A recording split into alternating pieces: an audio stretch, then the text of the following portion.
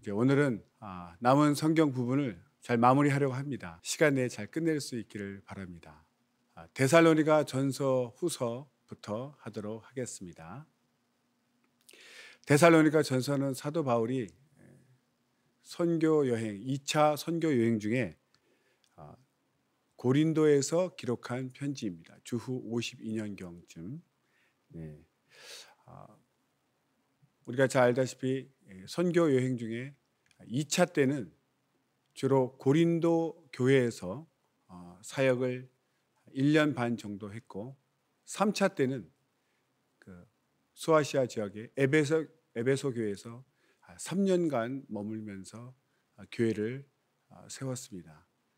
그래서 중심된 교회가 2차 선교 여행 때는 고린도 교회 1년 반 정도 머물고, 3차 선교 여행 때는 에베소 교회에서 3년 정도 머물러서 계속 교회를 세워 나갔습니다.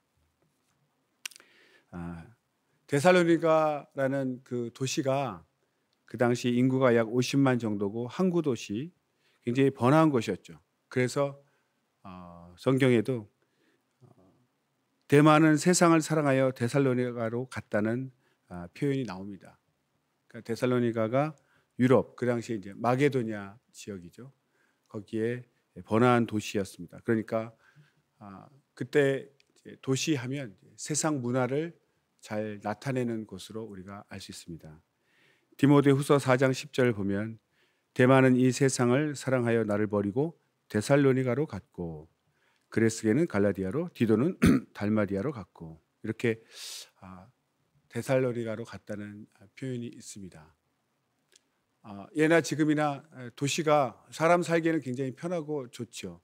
거기서 그 도시는 인간의 문화와 문명이 집중된 곳이어서 육체로 살기 편하지만, 한편으로는 또 영적으로는 하나님 없이도 잘 살 수 있기 때문에 영적으로는 굉장히 유혹과 위협이 많은 그런 곳이 바로 도시입니다. 마게도냐, 아가야, 이렇게 아시아 이런 지명이 나오는데, 성경에서 나오는 이제 아시아는 소아시아, 지금 터키 지역의 이제 서쪽, 그러니까 에게해를 끼고 그 터키 지역의 에게해를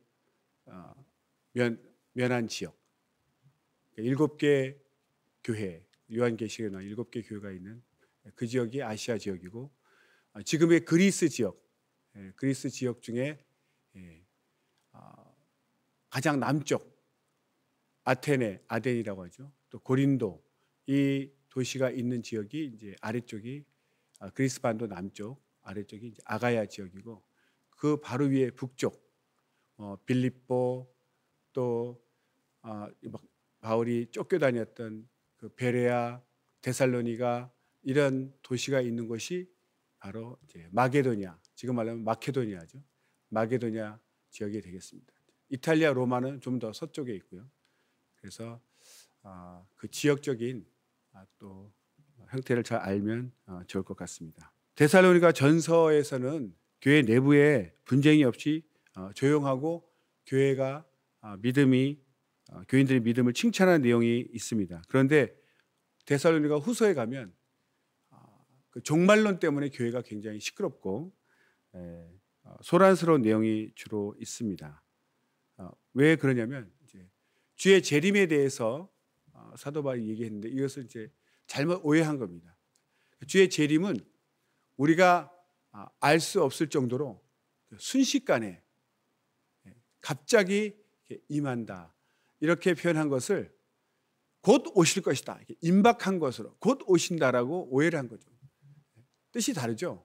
언제 올지 모르지만 그 순간에 일어난다, 갑작스럽게 일어난다, 이런 내용을 곧 오신다, 임박한 것으로 이렇게 오해를 하고, 또 그러다 보니까 뭐 금방 오시는데 뭐 이렇게 살 필요 있나 해서 행동도 마음대로 규모 없이 아무렇게나 살고, 뭐 살아서 뭐하나 이렇게 대충 또 규모 없이 사는 그런 사람들이 이제 나오는 거죠. 그것들을 잘 정리하고 오해를 풀기 위해서 쓴 편지입니다. 성경으로 예를 들면은 데살로니가 전서 1장 2절 3절을 보겠습니다. 우리가 너희 무리를 인하여 항상 하나님께 감사하고 기도할 때 너희를 말하면 너희의 믿음의 역사와 사랑의 수고와 우리 주 예수 그리스도에 대한 소망의 인내를 우리 하나님 아버지 앞에서 쉬지 않고 기억함이니.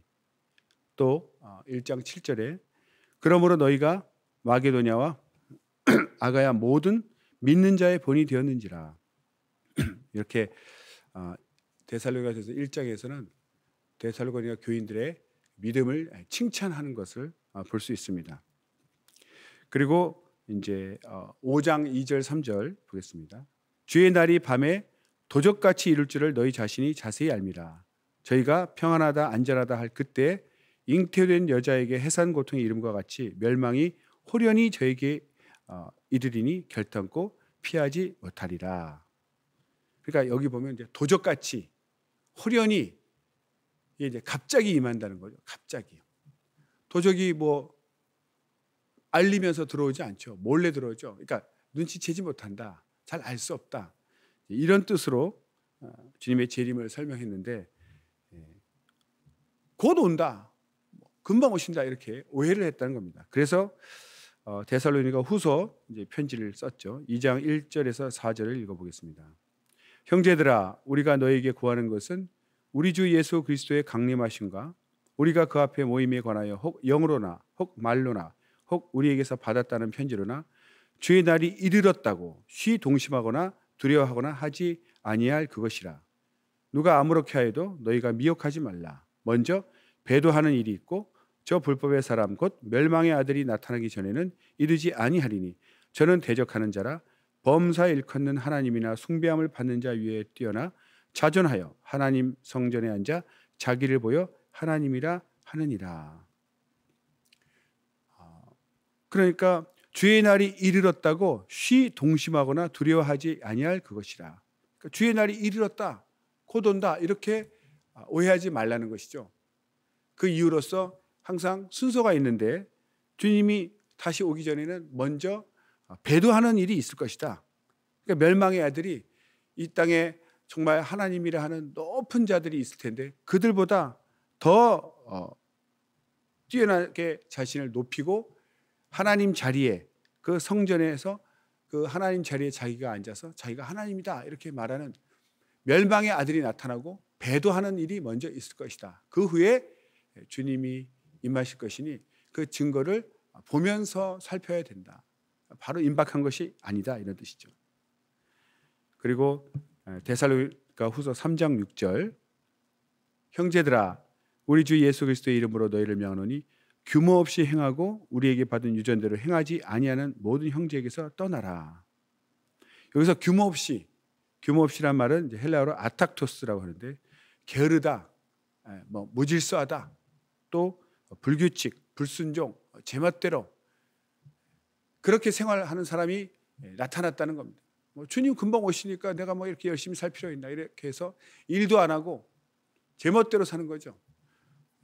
그래서 이제 사도 바울은 자기 손으로 직접 일을 해서 돈을 벌고 자기 양식을 구해야 된다 이렇게 규모 있는 생활을 해야 된다는 것을 또 강조했습니다. 우리도 그런 일이 있죠. 막 곧 언제 주님 오신다 해서 막 사람들이 재산 다 갖다 바치고 모여서 그냥 뭐 찬송만 부르고 일도 하지 않고 회사도 안 나가고 그냥 오실 것만 기다리고 그렇게 살면 안 된다는 거죠. 내일 오시든 오늘 오시든 지금 우리에게 주어진 일, 우리가 맡은 일은 성실하게 수행하고 있다가 주님 오시면 들림 받는 거죠. 그렇게 자기가 맡은 일은 성실하게 행해야 된다. 그런 내용을 데살로니가 전서와 후서에 기록되어 있습니다. 그 다음 디모데 전서 후서. 디모데 전서 후서 사도행전의 맨 28장 끝을 보면 이제 바울이 로마에 2년 동안 이제 감금 생활을 하죠. 그래서 그것으로 끝났기 때문에 사도 바울이 그리고 이제 순교했나 이렇게 생각할 수 있다는 거죠. 그러나 실상은 그렇지 않습니다. 로마에서 1차 구금이라 하는데 2년간 잡혀 있었지만 비교적 자유롭게 사람들을 만날 수 있었죠. 그것을 1차 감금이라 합니다. 그 후에 풀려났다고 합니다. 주후 62년경 1차로 이제 풀려나고 그 후에 풀려난 후에 이제 전도를 하는데 이것을 우리가 4차 전도 여행이라고 합니다. 4차 전도 여행. 그때 풀려났을 때 4차 전도 여행 때 기록한 편지가 디모데전서, 디도서, 이 편지들을 목회서신이라 하는 거죠. 목회서신. 바로 디모데와 디도는 교회 리더로서 목회자였습니다. 그래서 그들에게 교회를 어떻게 목양해야 될지, 또 목회자의 개인 생활은 어떠해야 하는지 그런 교훈을 담고 있기 때문에 그것을 목회 서신이라고 합니다. 그 후에 다시 이제 2차로 로마 감옥에 투옥되는데 주후 64년 네로 황제 때죠. 로마의 대화재가 났을 때 그 화재의 원인을 기독교인들에게 덮어 씌웁니다. 그래서 많은 기독교인들이 그때 박해를 받고 순교를 당하는데 그때 사도 바울도 순교했다고 전해집니다. 그리고 디모데 후서에는 그 박해 때 아주 어려운 상황을 잘 기록되어 있는데 디모데 후서 2장 9절에 보면 복음을 인하여 내가 죄인과 같이 매이는 데까지 고난을 받았으나 하나님의 말씀은 매이지 아니하니라. 비록 사도 바울은 감옥에 갇혔을지라도 하나님의 말씀은 계속 퍼져나갈 것이다. 그렇게 되어 있습니다. 또 디도는 사도행전에 나오지는 않지만 사도 바울의 충성스러운 조수로서 디모데와 함께 사역을 했고 선교 활동에 굉장히 지원을 많이 한 사람입니다. 교회사적으로 보면 디모데나 디도 같은 사람을 속사도로 합니다. 속사도. 속사도는 이제 이을 속자죠. 사도 바울과 같이 이제 사도들의 첫 번째 제자들, 사도들을 이었다 해서 이제 속사도라고 부릅니다. 그다음 이제 빌레몬서. 빌레몬서는 지난번 시간에 잠깐 언급을 했습니다. 사도 바울이 이제 골로새 교회, 에베소 교회 옆에 있는 골로새 교회의 지도자인 빌레몬에게 쓴 개인 편지입니다. 빌레몬에게 개인적으로 쓴 편지인데 그 내용이 무엇이냐면 바로 빌레몬의 종이었던 오네시모라는 사람이 있는데 이 오네시모가 주인을 떠나서 이렇게 몰래 탈출했죠. 사실 붙잡히면 사형을 당하거나 큰 벌을 받겠죠. 근데 로마까지 가서 거기서 사도 바울을 만나서 예수님 믿고 개종해서 오히려 충성된 그리스도인, 사도 바울의 충성된 제자가 됩니다. 근데 사정을 들어보니까 이 사람이 종이었고 그 주인의 이름이 빌레몬이었던 걸 알게 되죠. 그래서 이 빌레몬에게 이 오네시모가 과거에는 종이었고 주인 허락 없이 탈출한 나쁜 종이지만 이제 예수님 믿고 충성스러운 제자가 되었으니 그만 용서를 해달라. 그런데 내가 사도로서 빌레몬에게 영적 스승으로서 권할 수 있지만 그러나 내가 사랑을 인하여 부탁한다. 오네시모를 용납해 주기를 바란다. 이렇게 부탁한다는 표현을 썼습니다. 그러니까 사도 바울이 자기 권위를 가지고 명하지 아니하고 오히려 사랑으로 인해서 자신을 낮춰서 부탁하는 그런 겸손한 자세를 볼 수가 있죠. 좀 길지만 읽어보도록 하겠습니다. 빌레몬서 1장 8절에서 14절.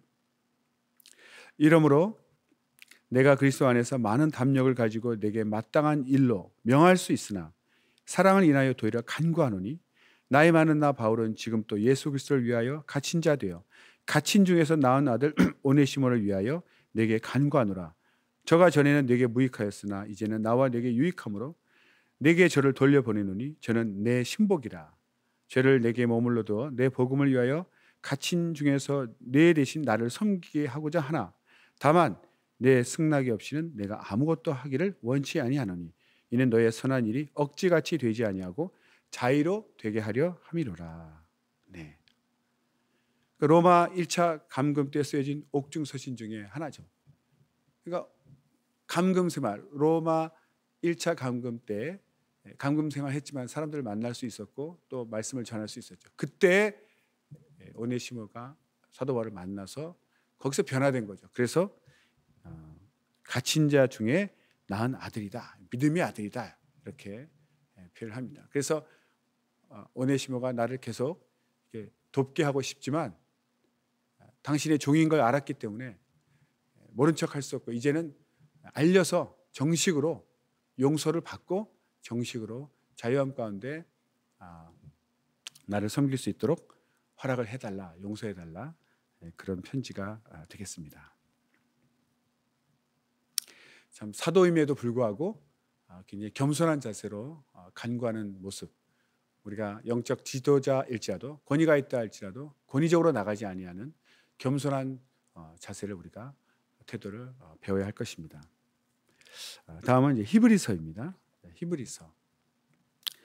히브리서는 지금까지 정확하게 저자가 누구인지 밝혀지지 않았습니다. 사도 바울이라고 많이 얘기하지만 그 내용 중에 사도 바울이라면 이렇게 쓰지 않았을 텐데 이런 부분이 있지 않습니까? 그래서 그 문체나 글 내용을 보고 좀 이상하다 이렇게 생각이 들면 이제 다 배제되는 거죠. 그래서 아직까지 정확한 저자는 알 수 없습니다. 근데 흔히 우리가 이제 히브리서 중에 제일 중요한 것은 이제 11장 믿음으로 해서 이제 믿음장이라고 우리가 별명을 붙여서 믿음에 관한 책이라고 하고 있는데 사실은 물론 이제 믿음 중요하죠. 믿음장도 유명하지만 예수님이 하나님의 아들이시고 또 대제사장이다. 인간 중에서 나온 연약한 계속 세워야 되는 그런 대제사장이 아닌 단번에 자기 몸을 버려서 하나님의 율법을 이루신 진정한 대제사장이다. 그런 내용을 강조한 책입니다.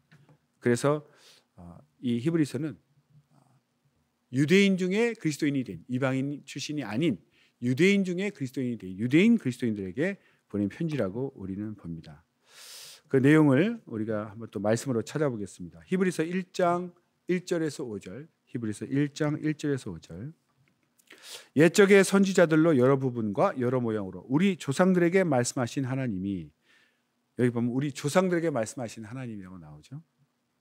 이 모든 날 마지막에 아들로 우리에게 말씀하셨으니 이 아들을 만유의 후사로 세우시고 또 저로 말미암아 모든 세계를 지으셨느니라. 이는 하나님의 영광의 광채시요 그 본체의 형상이시라. 그의 능력의 말씀으로 만물을 붙드시며 죄를 정결케 하는 일을 하시고 높은 곳에 계신 위엄의 우편에 앉으셨느니라. 저가 천사보다 얼마큼 뛰어남은 저희보다 더욱 아름다운 이름을 기업으로 얻으심이니 하나님께서 어느 때 천사 중 누구에게 네가 내 아들이라 오늘날 내가 너를 낳았다 하셨으며 또다시 나는 그에게 아버지가 되고 그는 내게 아들이 되리라 하셨느니요. 이어서 읽겠습니다. 히브리서 1장 7절. 또 천사들에 관하여는 그는 그의 천사들을 바람으로 그의 사역자들을 불꽃으로 삼으시느니라 하셨으되. 또 1장 14절. 모든 천사들은 부리는 영으로서 구원 얻을 후사들을 위하여 섬기라고 보내심이 아니뇨. 여기까지 읽은 말씀은 예수님이 하나님의 아들이시다. 천사와 비교되는, 천사에게 낳았다, 후사다 이런 말을 쓰지 않았다는 거죠. 그리고 천사는 불꽃으로 바람으로, 우리가 출애굽할 때 이스라엘 백성들 앞에서 구름기둥, 불기둥 다 우리는 그 천사들이 일한 것으로 봅니다. 그래서 천사들은 사역자, 일꾼, 종으로서 이제 부리는 영으로 보고 예수님은 하나님의 아들이시고 창조주시고 그리고 이 모든 것을 우리 조상들에게 말씀하신 하나님이, 이런 표현은 조상들에게 말씀하신 하나님, 유대인들에게, 유대인 출신 그리스도인들에게 썼다는 증거가 되는 거죠. 그 다음 히브리서 4장 14절 16절. 그러므로 우리에게 큰 대제사장이 있으니 승천하신 자 곧 하나님의 아들 예수시라. 우리가 믿는 도리를 굳게 잡을지어다. 우리에게 있는 대제사장은 우리 연약함을 체휼하지 아니하는 자가 아니요 모든 일에 우리와 한결같이 시험을 받은 자로 돼 죄는 없으시니라. 그러므로 우리가 긍휼하심을 받고 때를 따라 돕는 은혜를 얻기 위하여 은혜의 보좌 앞에 담대히 나갈 것이니라. 큰 대제사장, 예수님을 대제사장이라고 소개하는 내용이 나옵니다. 다음 야고보서 공부하겠습니다. 야고보서입니다. 우리가 야고보 하면 이름을 잘 알아야 되겠죠. 순교한 그 첫 번째 순교한 야고보가 아닙니다. 그 야고보가 아니고 예수님의 육신의 동생 야고보. 뒤에 나온 이제 유다서의 유다도 같은 예수님의 육신의 동생입니다. 야고보서를 쓴 야고보는 예수님의 육신의 동생 야고보. 이 사람은 초대교회 지도자였습니다. 초대교회 지도자. 예루살렘 교회의 기둥이라고 불렀습니다.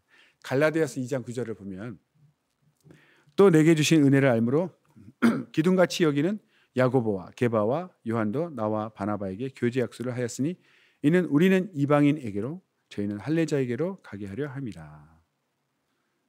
사도 바울, 바나바는 이방인들에게 복음을 전하고 이렇게 야고보나 게바, 베드로, 요한은 할례자, 유대인들에게 복음을 전한다. 이렇게 역할이 나눠져 있었는데 기둥같이 여기는 야고보라고 표현되어 있습니다.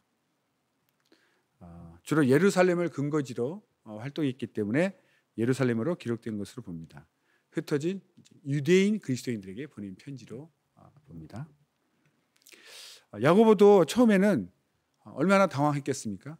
그냥 육신의 형님으로만 알았는데 어느 날 그가 하나님의 아들이라고 불렸을 때 그 공생애를 시작했을 때 다른 사람보다도 충격이 많이 컸죠. 그 고뇌하고 그 예수님을 하나님의 아들로 받아들이기까지 그 고뇌하던 그런 내용을 연극으로도 이렇게 막 꾸민 것을 제가 본 적이 있습니다. 쉽지 않았을 것 같습니다. 그래서 사람들이 너희 형 미쳤다. 갑자기 자기가 하나님의 아들이라고 막 돌아다니고 있다. 그때 얼마나 당황했겠습니까? 왜 형이 갑자기 저렇게 돼가지고 우리 집안을 어렵게 만드나 그런 어려움이 있었겠죠. 그래서 처음에는 인간으로 보았다가 나중에 하나님으로 믿게 되었죠. 그리고 이 야고보서의 내용이 우리가 이제 행함을 강조하지 않습니까? 행함을 강조하기 때문에 자칫 잘못하면 로마서에서 이신칭의, 즉 사도 바울의 믿음으로 구원받는다는 그것과 반대되는 것으로 생각할 수 있는데 그것조차도 오해라는 거죠. 진정한 야고보서를 쓴 이제 목적은 믿음으로 구원받는다는 그것을 전제로 하는데 그러나 그 믿음으로 구원받는다는 것을 오해해서 자기 어떤 육체의 자유로 이제 믿음으로 구원받으니까 행위는 상관없다. 율법 같은 거 아무 필요 없다. 도덕 같은 것 아무 필요 없다. 영지주의에서 그런 얘기를 많이 했죠. 그런 어떤 이론을 받아들여서 행함이 필요 없다는 식으로 믿음으로 구원받는다는 것을 오해하고 지나쳐서 행함이 필요 없다고 하는 그것에 대해서 반대한 것입니다. 믿음으로 구원받는 것이 잘못됐다. 믿음으로 구원받는 그 자체를 반대한 것이 절대 아닙니다. 믿음으로 구원받는데 행함은 필요 없다라고 지나치게 방종하는 그런 자들에 대해서 행함도 중요하다. 행함으로 믿음이 완성되는 것이다. 라는 그런 내용을 적은 것이 야고보서입니다. 그래서 야고보서는 믿음으로 구원받는다는 바울의 신학을 전제로 합니다. 로마서 3장 28절 그러므로 사람이 의롭다 하심을 얻는 것은 율법의 행위에 있지 아니하고 믿음으로 되는 줄 우리가 인정하노라. 이렇게 믿음으로 구원받는 것을 전제로 하되 바울의 가르침을 왜곡하고 행실을 무시하는 자들에 대해서 논박하는 내용이 바로 야고보서의 내용입니다. 야고보서 2장 24절에 보면 이로 보건대 사람이 행함으로 의롭다 하심을 받고 믿음으로만 아니니라. 이렇게 행함으로 완성된다. 이런 뜻을 내용을 담고 있습니다. 다음은 베드로 후서 하겠습니다. 베드로 후서. 사도 베드로는 사도 요한 또 야고보와 같이 흩어진 유대인들에게 복음을 전한 사람입니다. 그래서 유대인 그리스도인에게 보낸 편지죠. 그 내용은 주후 그 시기는 주후 65년 네로 황제 때가 되겠습니다. 아주 핍박이 심할 때 고생하고 있는 성도들을 위로하고 격려하기 위해서 쓴 편지입니다. 우리가 베드로 전후서를 통해서 이제 알 수 있는 것은 우리가 믿음을 어떤 사람을 모델로 할까 할 때 구약의 선지자들을 모델로 할 때는 너무나 거리가 멀고 우리하고 다른 느낌을 이제 받죠. 그래서 어렵습니다. 그러나 신약 시대에 와서 사도들을 보면 우리가 똑같은 사람으로 시작했죠. 안 믿는 사람으로부터 시작해가지고 평범한 한 인간이 예수님을 인간으로 알았다가 하나님의 아들로 알아가는 그 과정에 실수하고 오해하고 또 회개하고 돌이키고 그런 많은 시행착오와 잘못을 겪어가면서 점차 믿음이 성장해서 완전히 훌륭한 제자로 성장하는 그 모습이 우리가 변화되고 우리가 성장하는 모습과 너무나 이제 일치한다는 거죠. 그래서 오히려 우리는 이런 사도들, 신약 시대에 있는 사도들을 통해서 우리가 성장하는 것을 볼 수 있습니다. 그래서 베드로 단순히 인간 베드로 사도인 베드로로 끝나는 것이 아니라 우리가 닮을 수 있는 닮아야 될 모델로서 볼 수 있는 내용이 나옵니다. 요한복음 요한 1서, 2서, 3서 요한 1서, 2서, 3서를 보도록 하겠습니다. 사도 요한은 에베소에서 주로 목회를 했다고 합니다. 그리고 요한 1, 2, 3서 요한이 마지막까지 오래 살았죠. 기록된 것은 약 주후 90년에서 96년경으로 봅니다. 우리가 요한하면 예수님의 사랑을 제일 많이 받아서 또 그때 지난번에 말씀을 많이 받아서 사랑을 많이 받고 그래서 특별히 하나님의 사랑에 대해서 강조를 많이 했는데 요한복음과 마찬가지로 요한 1서, 2서, 3서에서도 하나님의 사랑을 많이 강조했습니다. 그리고 또 한 부분은 이제 이단을 경계하라. 그 당시 유행했던 이단이 영지주의 아닙니까? 영지주의 거듭 말씀드리지만 이원론적인 사고인데 영은 선하고 육은 악하다 이렇게 더럽다 이렇게 보는 이단이기 때문에 예수님이 육체로 오셨다 그걸 계속 부인하는 거죠. 육체는 악하고 더럽다. 어떻게 하나님의 아들이 육체로 오실 수 있는가? 육체로 오신 걸 자꾸 부인하는 거죠. 자기네 이론에 맞추어서 예수님을 설명하다 보니까 예수님이 육체로 이 땅에 성육신을 하신 것을 부인합니다. 그 부인 때문에 성육신을 부인하니까 예수님이 이 땅에 피 흘려 죄사하러 오신 그것을 부인하게 되니까 이것은 완전 사단적인 것이죠. 아주 분명히 우리가 알아야 될 것입니다. 그 복음서 예수님 승천하신 후에 복음서가들이 기록된 그 이유 자체가 하도 거짓 교사, 거짓 예수 복음, 거짓된 예수 사건 기록자들, 예수님을 하나님의 아들로서 인정치 않으려는 이제 사단의 계략이겠죠. 그런 거짓된 이론들이 계속 퍼져 나가니까 정확하게 예수님에 대해서 알릴 필요가 있기 위해서 이제 기록하기 시작한 것이 바로 복음서입니다. 그것이 처음에는 소극적으로 예수님을 올바로 전하기 위해서 방어하기 위해서 기록된 그런 글들이 복음서인데 하나님의 어떤 섭리에 의해서 나중에 이것이 정말 성경, 정경이라고 하죠. 여러 예수님에 관한 글 중에 정말 채택된 인정받은 성경을 이제 정경이라고 합니다. 캐논이라고 하죠. 27권이 정경으로 채택되는 작업을 있었고 우리 손에 지금 이렇게 주어져서 읽게 된 것입니다. 그래서 요한 1, 2, 3서는 사랑에 대해서 강조하고 이단을 경계하라는 그렇게 큰 두 내용이 있습니다. 그 다음 이제 유다도 야고보와 마찬가지로 예수님의 친동생 유다입니다. 유다라는 이름도 많이 이렇게 흔하죠. 많이 흔히 이제 쓰여지던 불려지던 이름이기 때문에 유다 나오기 때문에 좀 헷갈릴 때가 있죠. 또 이제 예수님을 배반한 예수님을 판 가룟 유다도 있기 때문에 유다에 대한 그 이미지가 굉장히 우리는 안 좋습니다. 그러나 그 가룟 유다도 있고 예수님의 동생 유다도 있고 또 야곱의 12아들 중에 그 네 번째 아들 예수님이 나온 그 지파가 있죠. 예수님의 조상이 나온 그 지파 유다 지파 아닙니까? 그 유다도 있습니다. 그 유다라는 이름은 이제 찬양이라는 뜻이죠. 영어로 보면 조금씩 뭐 스펠링이 다릅니다. 이렇게 유다 지파 할 때 유다는 주다 해서 Judah로 이렇게 좀 표현을 하고요. 가룟 유다 할 때는 이제 주다스 Judas 끝이 H가 아니고 S로 되어 있더라고요. 주다스라고 되어 있고 다음에 이제 우리가 유다서 할 때 유다는 이제 Jude 주드 이렇게 발음되죠. 주드.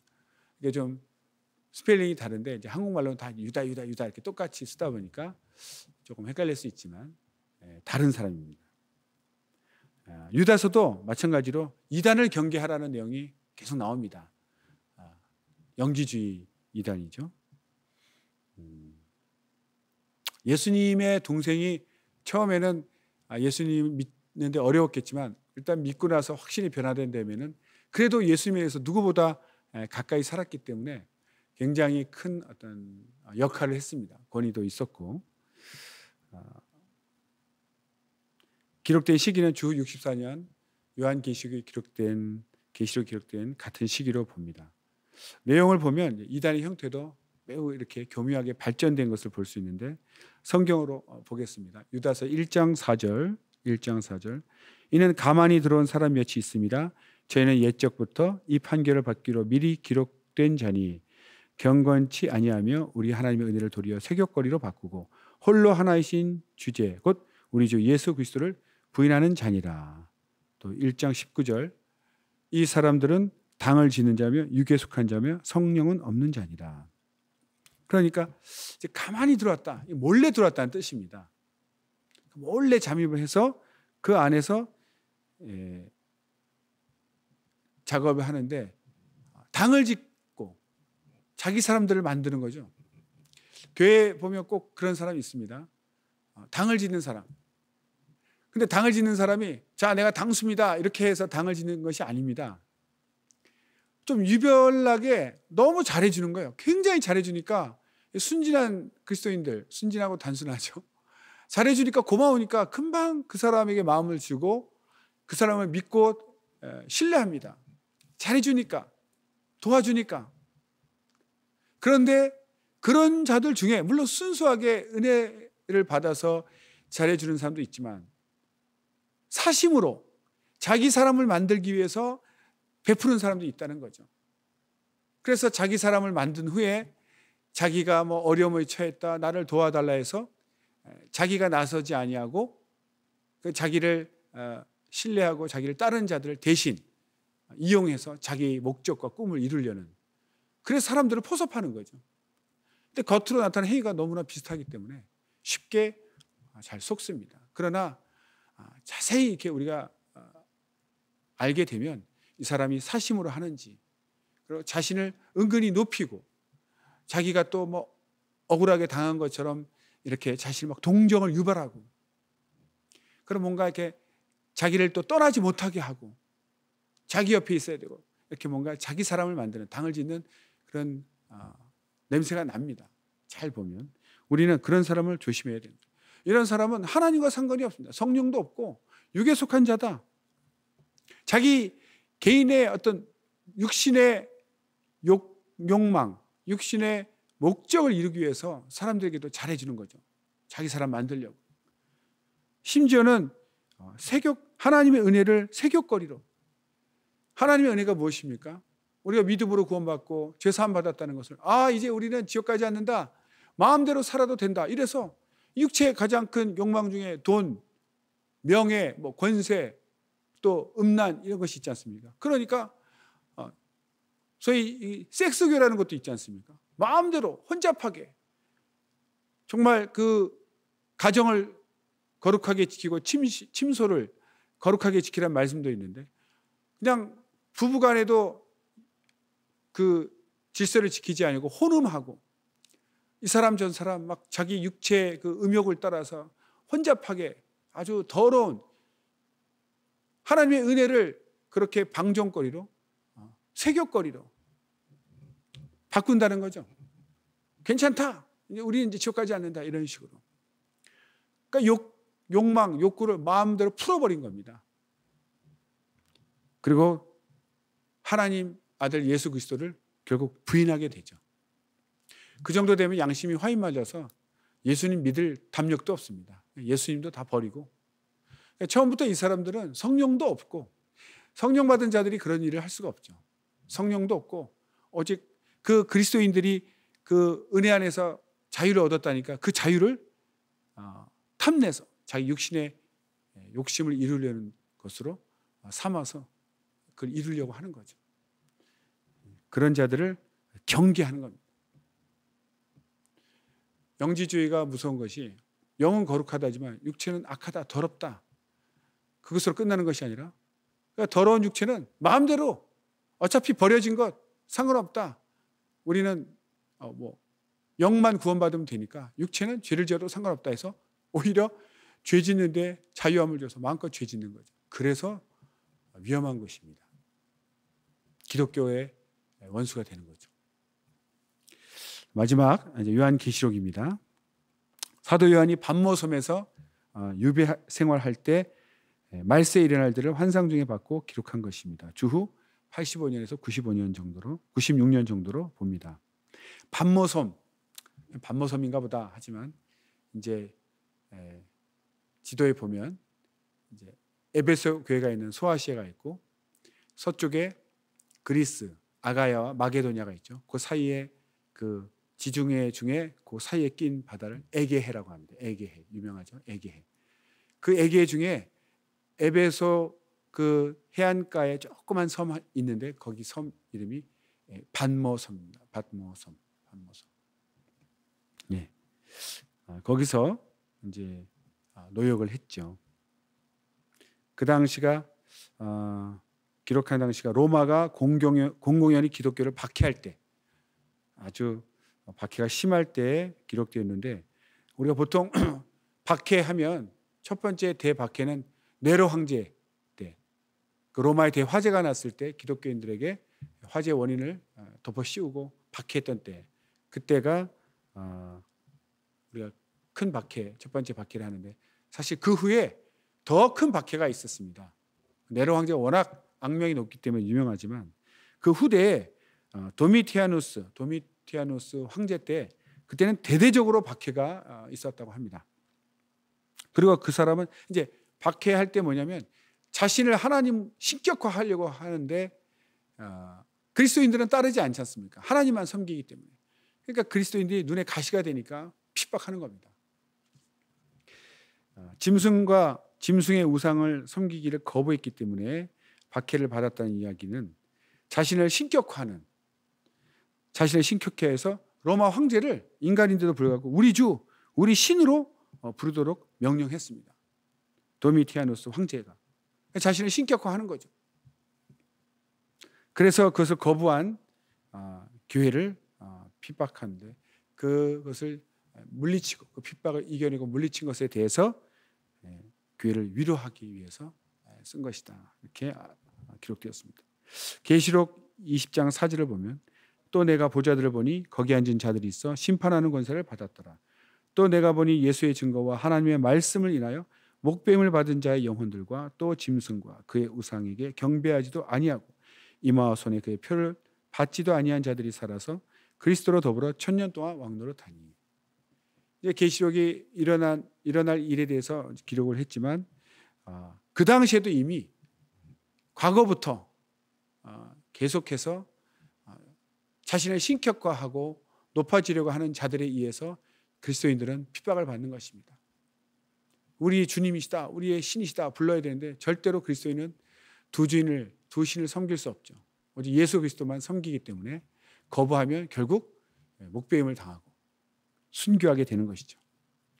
그런 내용을 기록했습니다. 그래서 계시록을 통해서는 끝까지 믿음을 지켜서 지킨 자들을 위로하고 격려하고 주님께서 그들을 맞이하셔서 왕노릇한다는 그런 약속을 기록한 것이 계시록입니다. 우리가 짧게 각 성경, 각 권위 책들이 어떤 내용을 담고 있는지 이렇게 주제별로 간단하게 알아봤습니다. 계속해서 우리는 지금 이제 숲을 공부하고 있는 거죠. 우리가 한 말씀, 한 단어의 은혜를 받고 변화되기도 하지만, 그러나 자의적으로 잘못 오해해서 은혜 받거나 시험 들지 않도록 크게 이 성경은 어느 때에 어떤 배경으로 무슨 내용을 담고 있다, 이것을 우리가 알아봄으로써 온전한 해석, 온전한 은혜를 받아야 할 것입니다. 그래서 우리가 항상 내용을 자세히 보지만 큰 것부터 차근차근 이렇게 알아가는, 공부하는 그런 습관도 있어야 되겠습니다. 그래서 신약 27권을 3주에 걸쳐서 간단하게 알아봤습니다. 많은 도움이 되었으면 감사하겠습니다. 기도하겠습니다.